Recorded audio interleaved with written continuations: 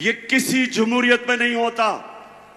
सजाद अली शाह को उन्होंने supreme court से भगाया, वो जान भी बचा के भागा, जो चीफ जस्टिस था, और सजाद अली शाह को हटाया गया।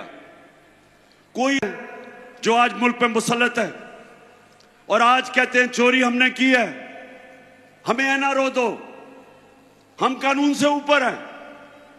उधर वो नवाज शरीफ बैठा हुआ लंदन में, वो इंतजार कर रहा है कि पहले मेरे केसेस खत्म करो, फिर मैं दूसरी दफा एनआरओ लेके पाकिस्तान आता हूं।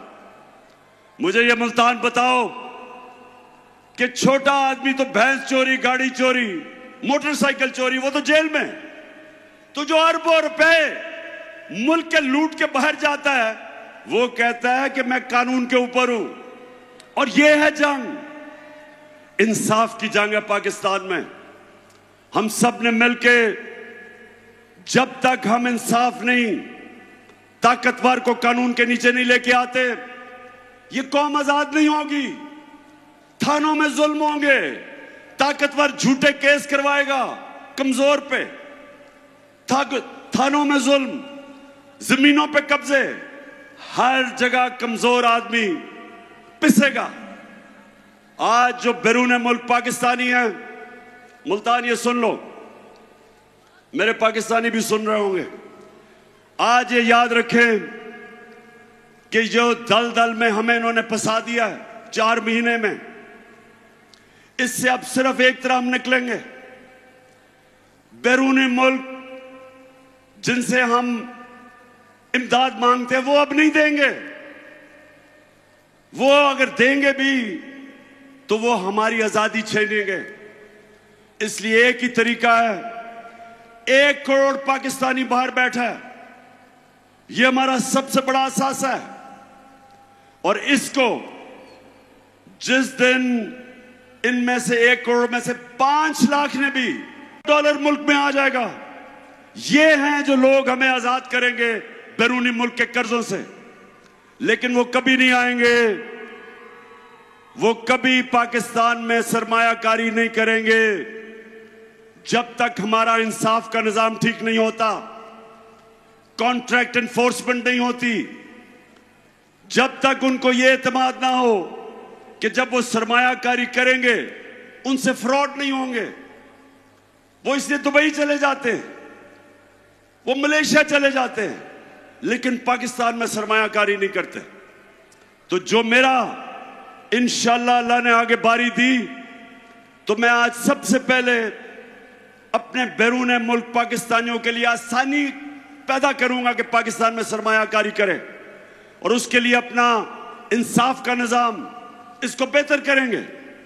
और उसकी वजह से इंशाअल्लाह ये आप देखते रहेंगे कि बजाय किसी के सामने हाथ फैलाए, हम पाकिस्तान को उठा देंगे और इंशाअल्लाह वो मुल्क बनेगा जो इसको बनना चाहिए था 75 साल पहले।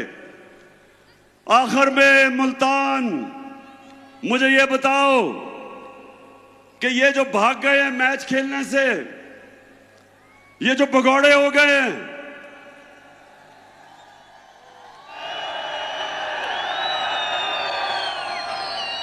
मुझे पूरा यकीन था कि इन्होंने इलेक्शनों से भागना है। बिल्कुल ठीक कह रहे हैं कि मुझे पता था कि इनकी कांपें टांगनी शुरू हो गई हैं। मुझे अंदाजा हो गया था कि ये जो जलसे देख रहे हैं, ये जो पब्लिक को देख रहे हैं, जिस तादाद में पब्लिक निकल रही है, गर्मी में, गर्मी हो बारिश हो, पब्लिक निकल रही है, इनको पता है कि कौम किस तरफ खड़ी हो गई है। जाके डर रहे हैं। जो 17 जुलाई को पंजाब के 20 बाई इलेक्शन हुए, पूरी धांधली के बावजूद, धांधली की, इतना इलेक्शन कमीशन कभी पाकिस्तान में मैंने ऐसा नहीं देखा जो मुकम्मल तौर पे इनके साथ मिलकर धांधली करता है।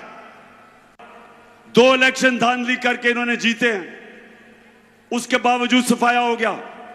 तो आप डर रहे हैं, मुल्तान इनको खौफ आ गया है, डर रहे हैं। अब इनको ये खौफ है कि ये अगर इलेक्शन हो जाता है इतवार को तो 3 और सीटें गिर जानी थी, इनकी 3 और विकेटें गिर जानी थी। और उसके बाद 25 सितंबर को आपको पता है मैं 9 हलकों में खड़ा हूं और मेरा चैलेंज है कि इंशाल्लाह जब भी वो 9 हलकों में इलेक्शन होगा 9-0 रिजल्ट आएगा, धांधली के बावजूद। ये ऐसे ही है। जब आपको पता पुराने जमाने में क्या होता था, जब मैं क्रिकेट खेलता था तो अपने अपने अंपायर होते थे। हम जब हिंदुस्तान मैच खेलने जाते थे उनके अपने अंपायर होते थे। वो जब पाकिस्तान खेलने आते थे हमारे अंपायर थे। वो पाकिस्तान में नहीं जीत सकते थे, जिधर हमारी टीम को मुश्किल पड़ती थी अंपायर मदद करने के लिए आ जाते थे। उधर जब जाते थे तो उधर जब हम मैच जीतने लगते थे उनके अंपायर मदद करने के लिए आ जाते थे। तो वाहिद कप्तान था, हिंदुस्तान गया, उनके अंपायर थे। उनके अंपायरों के बावजूद आपका कप्तान जीत के आया।